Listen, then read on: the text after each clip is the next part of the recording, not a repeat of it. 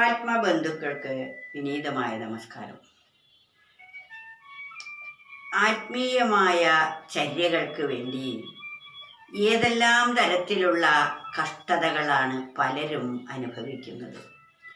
ജ്ഞാനത്തിൻ്റെ അഭാവത്തിലാണ് ഒരുപാട് ക്ലേശങ്ങൾ അനുഭവിക്കേണ്ടി വരുന്നത്. ഉപവാസം, അതുപോലെ ശരീരത്തെ ക്ലേശിപ്പിച്ചുകൊണ്ടുള്ള തപസ്, പഞ്ചാഗ്നി മധ്യത്തിൽ ഇരുന്നു കൊണ്ടുള്ള തപസ്, ഇങ്ങനെ ശരീരത്തെ ക്ലേശിപ്പിച്ച് കഷ്ടപ്പെടുത്തിക്കൊണ്ട് ആത്മസാക്ഷാത്കാരം നേടാം എന്ന് കരുതുന്നവർ ധാരാളമുണ്ട്. എന്നാൽ അത് ഈ ലോകത്തിലെ ഭോഗങ്ങൾ നേടുന്നതിന് വേണ്ടിയാണ് കഷ്ടപ്പാടുകൾ. അത്തരത്തിലുള്ള കഷ്ടപ്പാടുകൾ ഒന്നിൻ്റെയും ആവശ്യമില്ല. കഷ്ടപ്പെടാതെ നീ മനമേ ആത്മനിഷ്ഠയിൽ തന്നെ നീ നിന്നുകൊണ്ടേടിൽ, കിട്ടും മഹാനന്ദം നിത്യം, പിന്നെ പെട്ടുപോകില്ല നീ സംസാരകൂപേ. ഇങ്ങനെയാണ് മഹത്തുക്കൾ പറഞ്ഞിരിക്കുന്നത്. അല്ലയോ മനസ്സേ, നീ മോഹങ്ങളുടെ പിന്നാലെ പോയി ഒരുപാട് കഷ്ടപ്പാടുകൾ സഹിക്കുന്നു. എന്നാൽ ഈ കഷ്ടപ്പെടലുകളുടെ ആവശ്യം ഒന്നും തന്നെയില്ല. മനസ്സെപ്പോഴും ഈ ലോകവ്യവഹാരങ്ങൾ ചെയ്യുന്നതോടൊപ്പം ആത്മനിഷ്ഠയിൽ ഇരുന്നാൽ മതി. കഷ്ടപ്പെടാതെ നീ മനമേ ആത്മനിഷ്ഠയിൽ തന്നെ നീ നിന്നുകൊണ്ടേടിൽ.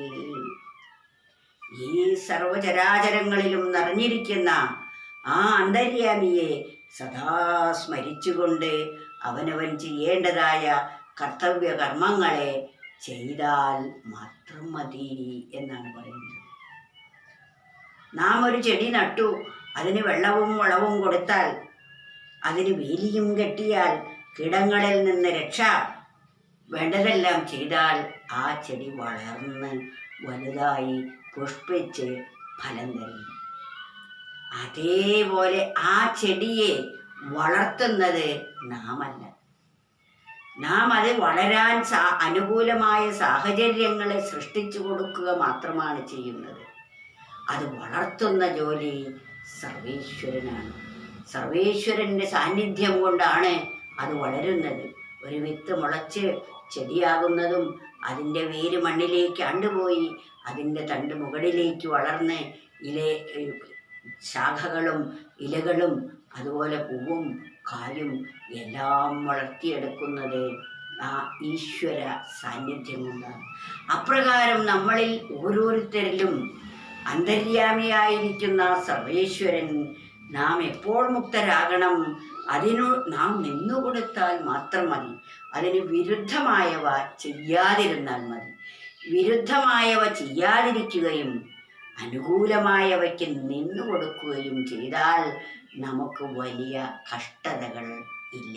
അതുകൊണ്ടാണ് കഷ്ടപ്പെടാതെ നീ മനമേ ആത്മനിഷ്ഠയിൽ തന്നെ നീ നിന്നുകൊണ്ടേടിൽ, കിട്ടും മഹാനന്ദം നിത്യം, പിന്നെ പെട്ടുപോകില്ല നീ സംസാരകൂപേ. ഈ ലോകമാവുന്ന ഈ ചുഴിയിൽപ്പെട്ട് പിന്നെ നാം ദുഃഖിച്ച് അലയേണ്ടതായി വരില്ല. അതാണ് പെട്ടുപോകില്ല നീ സംസാരകൂപേ. ഒരിക്കലും രക്ഷപ്പെടാൻ കഴിയാത്ത വിധത്തിൽ ഒരു കിണറിന് സമാനമായിട്ടാണ് ഈ ലോകബന്ധങ്ങളെയൊക്കെ കൽപ്പിച്ചിരിക്കുന്നത്. ഒരു കിണറിൽ വീണ് കഴിഞ്ഞാൽ കരയ്ക്ക് കയറാൻ വളരെ വിഷമമാണ്. അതിന് മറ്റൊരാളുടെ സഹായം കൂടിയേ കഴിയും. അതിനാണ് അനുഭവസ്ഥരായ ആചാര്യന്മാരുടെ സാന്നിധ്യം കൊണ്ടാണ് നമുക്ക് ഈ ശരിയായ മാർഗം പറഞ്ഞു തരുന്നത്. ആ മാർഗത്തിലൂടെ സഞ്ചരിക്കുമ്പോഴാണ് നമുക്ക് ആ അനുഭൂതി തലത്തിൽ എത്തുന്നത്. അതൊരു ഒരു കിണർ പോലെയാണ്. ആ കിണറിൽ വീഴാതെ നമ്മെ സംരക്ഷിക്കുന്നതും ഇത്തരത്തിലുള്ള സുഭാഷിതങ്ങളാണ്. അതുകൊണ്ട് വളരെയധികം ദേഹത്തെ ക്ലേശിപ്പിച്ചുകൊണ്ടും മനസ്സിന് പലരും ദൈവത്തിൻ്റെ പ്രീതിക്ക് വേണ്ടി കവിളിൽ ശൂലം കുത്തി, നാവിന് ശൂലം കുത്തി തുളച്ച്. എന്താണ് ഈ നാവിൽ ശൂലം കുത്തുക എന്ന് പറഞ്ഞാൽ സംസാരം കുറയ്ക്കുക എന്നാണ് അതിൻ്റെ അർത്ഥം.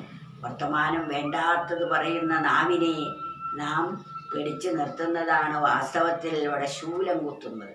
അതിന് നമ്മളൊരു ശൂലം കുത്തിക്കയറ്റി അസഹ്യമായ വേദന സഹിക്കേണ്ടതായിട്ടില്ല. വേണ്ടാത്തത് പറയാതിരിക്കുക, വേണ്ടത് ആവശ്യത്തിന് മാത്രം പറയുക, വാക്കുകളെ നിയന്ത്രിക്കുക. അപ്പോൾ മാത്രമേ വാക്കുകൾക്ക് അതീതമായ ആ പരമസത്യത്തെ അറിയാൻ കഴിയൂ. അതുപോലെ കവിളിൽ ശൂലം കുത്താറുണ്ട് പലരും. അതെന്തിനാ? രസനേന്ദ്രിയത്തെ ജയിക്കാൻ വേണ്ടിയാണ്. രസത്തിനടിമയാകരുത് എന്ന് കാണിക്കുകയാണ്. ഇത്തരത്തിലുള്ള ക്ലേശങ്ങൾ ഒന്നും തന്നെ ആത്മസാക്ഷാത്കാരത്തിന് ആവശ്യമല്ല. അതുകൊണ്ടാണ് കഷ്ടപ്പെടാതെ നീ മനമേ ആത്മനിഷ്ഠയിൽ തന്നെ നീ നിന്നുകൊണ്ടിടിൽ കിട്ടും മഹാനന്ദം നിത്യം, പിന്നെ പെട്ടുപോകില്ല നീ സംസാരകൂപേ.